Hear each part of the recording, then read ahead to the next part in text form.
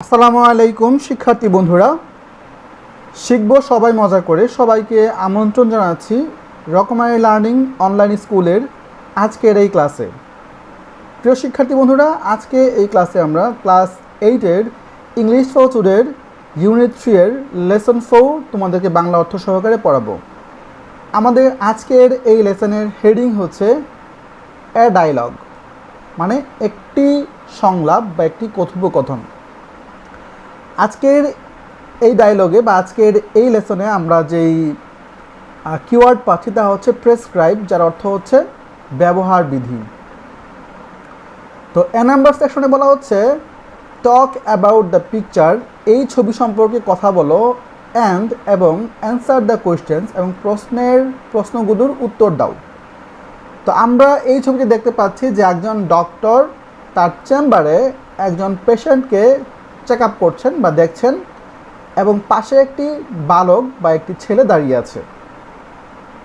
তো এখানে আমরা দুটো কোশ্চেন দেখতে পাচ্ছি। প্রথম কোশ্চেনটি হচ্ছে হু ইজ দ্য ম্যান, লোকটিকে laying on the examination table, পরীক্ষার টেবিলে শুয়ে আছেন লোকটি কে?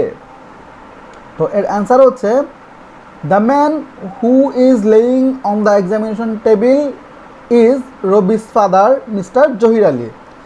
এক্সামিনেশন পরীক্ষার টেবিলে যে লোকটি শুয়ে আছেন তিনি হচ্ছেন রবির বাবা জহির আলী। তো 2 নম্বর কোশ্চেনটা হচ্ছে who is examining the patient, রোগীকে কে পরীক্ষা করছেন? তো এর অ্যান্সার হচ্ছে a doctor is examining the patient, একজন ডাক্তার রোগীকে পরীক্ষা করছেন। বি নাম্বার সেকশনে বলা হচ্ছে read and act out the conversation, পড়ো এবং অভিনয় করো এই সংলাপটি। তো চলো আমরা সংলাপটি পড়ি।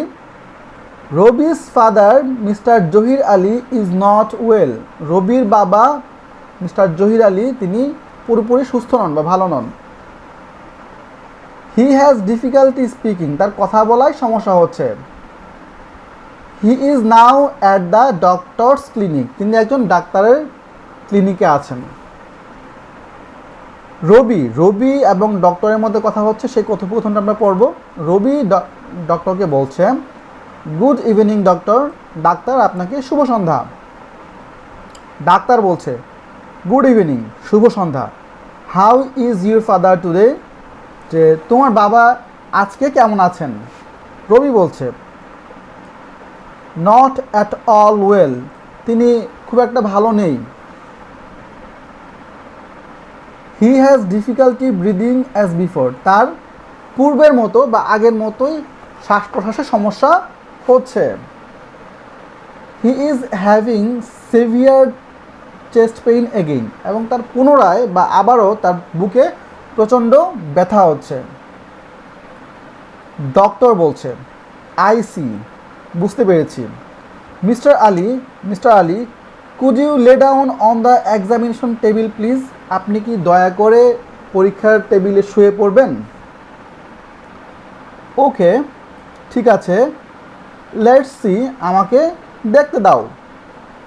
Do you feel any pain here, আপনি কি এখানে কোনো ব্যথা অনুভব করছেন? জহির মানে রবির বাবা বলছে ও ও। ডক্টর বলছে অ্যান্ড হেয়ার, এবং এখানে জহির বলছে আউচ। আউচ দিয়ে আমরা ব্যথা পেলে যে একটা শব্দ বের করি, ওরকম শব্দ উনি বের করছেন, আউচ। ডক্টর বলছে অল রাইট, ঠিক আছে। I am prescribing a medicine, আমি একটা ওষুধ লিখে দিচ্ছি বা প্রেসক্রাইব করে দিচ্ছি। Take 1 tablet in the morning and another at night before meals, যে সকালে একটা এবং রাতে খাবার পূর্বে একটা করে ওষুধ খেতে হবে, ট্যাবলেট খেতে হবে।